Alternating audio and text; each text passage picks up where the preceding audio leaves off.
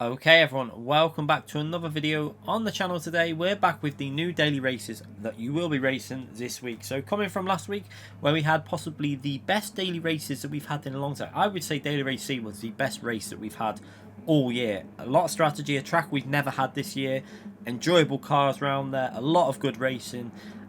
Yeah, a great week. This week though, however, we're back to a bit of reality on GT Sport with these daily races. As we start with daily race A, it's the Gredi Fugu Z. You can choose two other cars, but this is a dominant car at Suzuka East. We're going to start in the race with traction control 1, and we're going to go straight away for the gap through the middle of these two drivers as they try and sandwich us straight into the middle there. I decided to back out, let the car on the outside send it because I knew that's what he'd do. And then up the inside now, we're going to stay tight to this apex because you do not want to be on the outside through that corner because they will just send you into the grass. And then working our way through the twisty section here at Suzuka.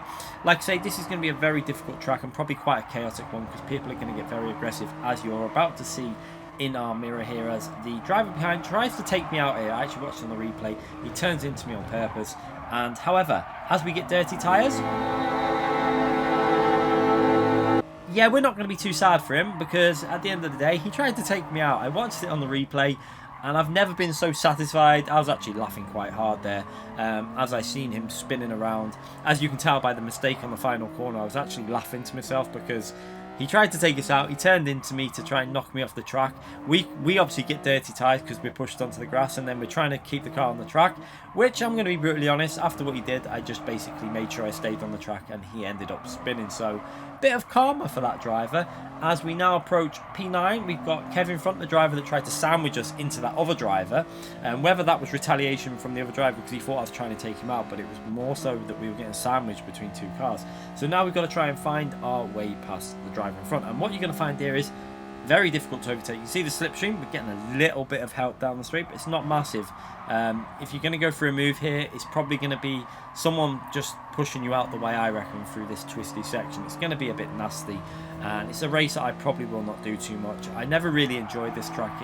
It's okay for time trial, maybe, for just taking these cars, for, trying to do that hot lap, but, trying to get this first sector's, done nice. It's always an enjoyable experience when you get it done right, but in a race, I think this is just going to get very messy this week. But you might have fun here, who knows, as we work our way into this section, just trying to get used to the track. Like I say, we hadn't done any running here. This was our third lap. I'd done half a lap of practice before we went into this, and this was pretty much our third lap of driving round here. So we're just trying to get used to the combination, trying to pick the braking points. What I did find that was the braking point for turn 1 was just after the 100 board. On the left hand side here, so as you go past the 200, 150, just after that 100 board, chuck it in, downshift into third just before you hit the apex, and let the car rotate as we go for a move up the inside. A little bit of contact there, but I think that was fair. We take that position and we're up into P8. So a few cars making mistakes, and yeah, it's a 7-lap race, obviously very short lap. But then again, this race is actually only about 4 minutes shorter than Daily Race C. And we'll get to that one in a minute because, yeah, that one is a very strange choice of settings for that one. But yeah, we're in P8 as we come into this tricky section. You want to try and get the car to the right there. You see I missed the apex. The rear goes really loose there. Luckily, we didn't take Kev out there. However, on the power, he gets on the grass. You see how that is very easy to do that. Just a little bit of power on that grass. If you run a little bit wide, you lose the rear and you lose momentum down the straight. So we're going to go straight back up into P8 here. You can see we've got a bit more momentum down the straight. And now we just got to make sure we hit that braking point into turn 1, braking just around the 100 board. Rotate the car into the apex. Try and hold the car through the apex. And again, just be careful you don't run too far out wide, onto the power as early as we can. And yeah, it's a simple track. It's the Sector 1 of Suzuka. It's just all about coasting, rotating the car. But like I say, it's a very hard track. There's no real heavy braking zone where you can send one up the inside. And there's no really high top speed zone. So I think this race is going to be a bit risky, if I'm honest, if you're on your main account. Might be one that you want to do on your second account. As we come through this final corner where you want to try and clip the apex, and we can see there's some sort of chaos going on. P7 has spun out there. That puts myself up to P7. And yeah, from the back of the grid we're up to P7, but that's pretty much the end of the racing, but we're going to go through it. I'm going to try and give you some advice on this lap now. This was the best lap of the race that we're about to do, obviously the final lap when we're starting to get used to it. So braking just after the 100 board on the left hand side, trying to rotate it into the apex. You see how we downshift just before the curb and let the car coast as much as you can through these corners, clipping the apex there onto the power as early as you can to get maximum speed through it. Then you want to get the car into this apex. You see I missed the apex there, not turning it in early enough, but still managed to get it into the second part of the apex. And again, it's all about just lifting off the throttle, letting the car rotate, back onto the throttle, and again, lift off the throttle, a little bit of brake to get the front end into this apex, and then onto the throttle to try and help rotate the car into this final section. And again, you want to try and get the right-hand tyre onto this green bit of Astro on your right there. You just want to clip that bit of Astro and then hug the inside all the way through this corner, and then you can get on the power a little bit earlier. And just be careful you don't run onto the grass on the left-hand side there as we go over the line with not an amazing lap, a 57.3, but the fastest lap of the race was a 57.3, so not too bad, considering we'd done no practice. That was Daily Race AL. I don't think I'm going to be doing that race again this week, if I'm brutally honest.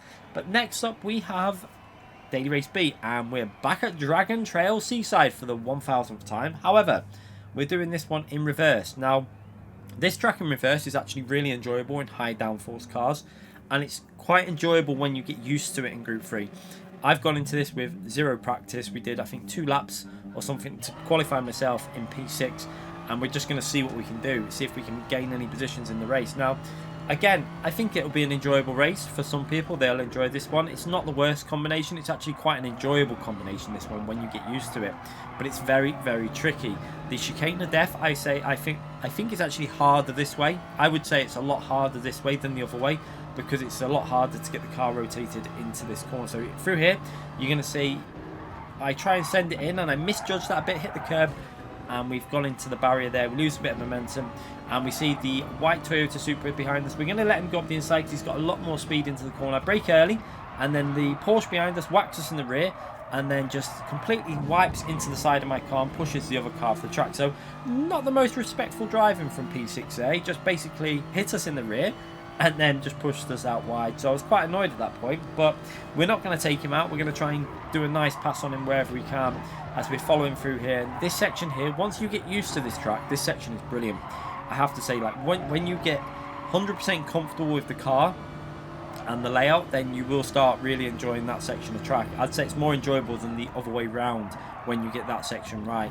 But into this corner, we managed to get past the Porsche, nice clean move there, and now we're working our way up the straight. So this again is where the Supra is going to be pretty decent. So we have a car on the curb, losing control. You have to be very careful on the curb. And with the Supra, just to point out, you do want to shift this car very similar to the Corvette. You do not rev this car out, so it's about 60% shift, something like that, 65% shift. And then working your way into turn 1 now. Braking just before the 100 board on the right hand side, trying to get the left hand tyre to clip the apex here, and then on the power as early as you can. You can see we've still got the Porsche behind us there in our mirror, so he's going to have a bit of an obstructed view through here, and this is what you're going to find out. When you've got an obstructed view through this corner, it's very difficult. So this time through here, a little bit better than what we did before. Not perfect though, but the Porsche hits the wall, and he's now not in the slipstream. So we're catching up to the group ahead.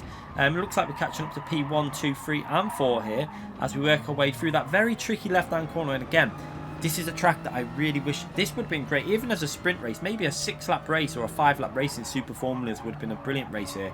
They've never had that combination around this track. We did point it out in the video I did with tracks that have never been used. However, on the exit there, you can see we get all kinds of out of shape. Luckily managed to catch it, but yeah, like saying, I would have enjoyed this race as like a 5 or 6-lap race, even in Group 2, Super Formulas, anything like that. Even the Red Bull X 2019 with like soft tyres would have been a fun race, just something different rather than Group 3, because we have had this combination quite a lot. But yeah, this is what we've got as we work our way fast forward in this lap, as we obviously try and regain a bit of time. This time doing that chicane quite a bit better. Again, the car behind hits the wall where he's in our dirty air and he's following us. It's hard for him to see. But now we're starting to get a little bit more used to the track. You can see purple sectors. We're driving a little bit better and we're catching the group ahead again. So this time we've got to try not to make a mistake, because we're going to rejoin the action for this final lap where we're starting to get a little bit more used to the combination. I wouldn't say I was anywhere near fast, because Again, I haven't done this. I think the last time we did this combination was in an FIA Nations race, possibly a while ago. I think the Vantage was a car to use. I can't remember, but that was obviously because when the Vantage was a lot better. So working away, we go over the line there. Fastest lap of the race so far, 38.0. Not a very good lap, if I'm honest.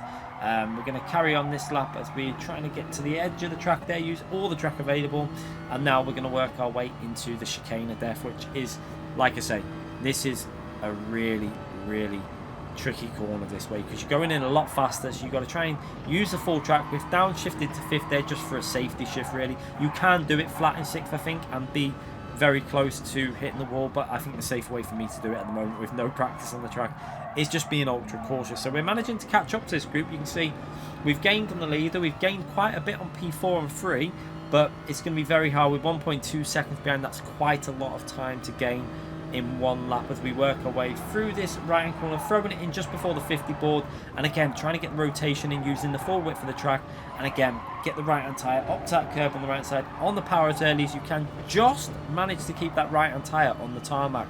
If you don't do that, you're going to get dirty tyres. Braking just before just after the 100 board on the right hand side on the power nice and early.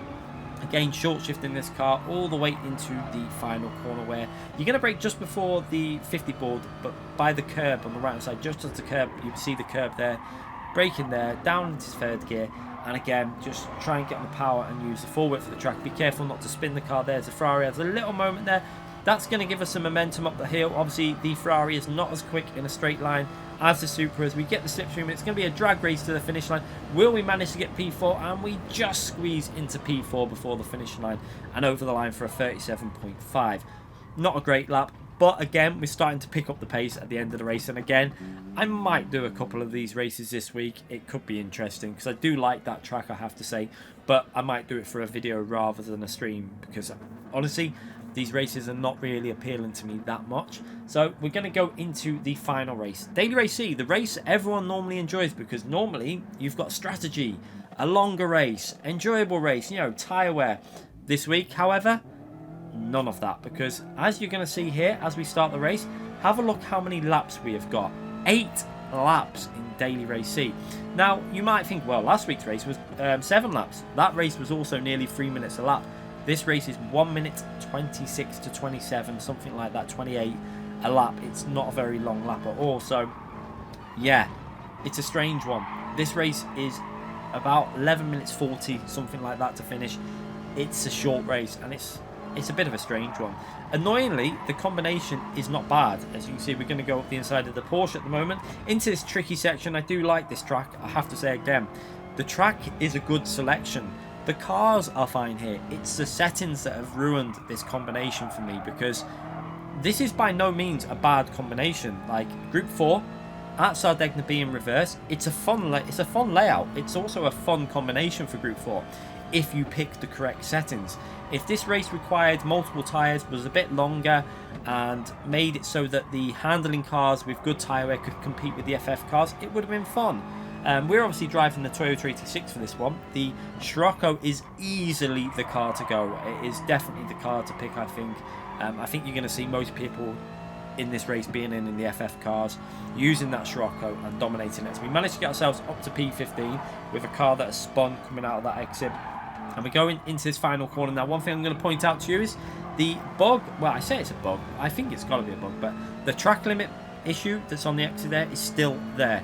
You can pick up a 2.5 second penalty for running an inch wide. Instead, normally it'd be a half second, but on this track, for some reason, the game will give you 2.5 second penalty. So just make sure you're very cautious on the exit of that corner. So we come into there, and the Toyota braked to try and avoid, obviously trying to give the Scirocco a bit of space, but he braked that much that I was like, well, I'm taking that position, because he slammed on. I expect him just to lift off a little bit, but he completely slammed on his brakes. But yeah, we take that position up into P14. Then coming through here, the Scirocco runs wide, and we end up clipping him.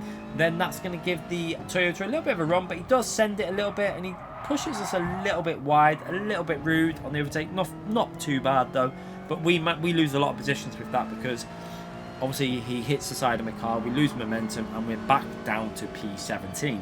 So yeah, pretty much two laps into the race, and we're back down to the back of the grid. So not the most ideal start for 8-lap race, but we're going to send it up the inside here, trying to get ourselves back up to P16, and we've managed to do that, back up to P16, and see if we can go around the outside here. But we're going to brake a little bit early and then try and undercut on the Porsche, get on the power as early as we can, and see if we can get back past the Porsche, which we managed to do. So back up to P15. So we were already a quarter of the way through the race, and we only gained a few positions because obviously we lost a few with the incident with the Toyota in front of us, that's in front of us now. And this really is the big issue with this race. You know, if you have one incident in this daily race, for example, him there going straight off the track, his race is over. He's just spun it, and yeah, he ain't going to get anywhere near the top 10 now. So the interesting thing with last week's daily races and some of the other weeks was with them being a bit longer, if you had a penalty or an issue, you could still fight back and get some sort of result. But if you pick up a penalty on the outside here by running just slightly wide, because, you know, it's very easy to do on that corner, you pick a 2.5 second penalty up, your race is pretty much over. But, you know, that's the way it is as we're catching this group of Scirocco's up in front in the Toyota 86. You can see the tyre wear is, you know, coming up to halfway through lap 4 now, and the tyre wear is irrelevant. So the Scirocco's are a good choice, as that Scirocco just swipes into the other Scirocco and clips him and pushes him off the track a little bit there. So we're up to P13 now. 2 Scirocco's in front are going side by side. Can we find a way to get past these? So obviously Toyota 86 is a lot better through the corners. It's really nice through the corners. I prefer driving the 86, that's why I picked it. I can't stand FF cars. So into the braking zone, we're going to go wide here, and again we're going to try that undercut move. So staying in third gear, onto the power early, and we're going to go down the right side. We managed to go past one Scirocco, and then we've got the inside to this Scirocco. He's going to understeer, obviously, with it being an FF car, and we managed to take that position. So up into P11, and again, being very cautious. We do not run wide in this corner, because if you run any further wide than that, if you run a little bit, you know, half a foot more width than that, you're picking up that 2.5 second penalty. So just be careful through there. And again, we're catching up to P10 now, so just trying to keep it smooth. We're over halfway through this race already, and we're catching up to P10. So after having that mistake at the start where we obviously got pushed wide a little bit, we've got ourselves back into a reasonable position here, considering we're in the Toyota 86 as well. And again, I've done about 4 laps practice on my main account for this. I just got myself into the 26s with the Toyota, and then thought, right, we'll go and do this race. So we're now behind Griffith in front of us in P10. He's in the Scirocco, so we kind of go for a bit of a lunge here, but we don't. So I fake a lunge, brake normally. I think he thought we were sending it. He runs a little bit wide, and that's a bit of a freebie there, as it kind of scare him into giving us space, really. So I do kind of like doing that sometimes. Make people think you're going to go for a lunge, but don't do it. They end up running a little bit wide, giving you the space, and then it's a free pass up into P10. So now we've got a Ferrari, which I do think the Ferrari might be worth a try round there. I have to say that I feel like this track could suit the Ferrari on this layout. So that car might be worth a go for people if they're looking for something different to try other than the Scirocco, because I feel like it will work at this location. Good on tyres, good acceleration, can stay in the Scirocco slipstream and even get a bit of a pass on it if it gets enough of a run.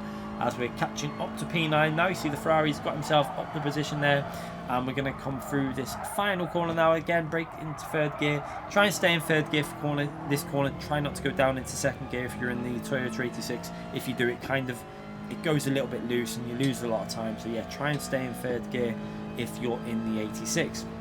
So over the line, and yeah, just getting the slipstream at the moment. Again, this corner, very tricky.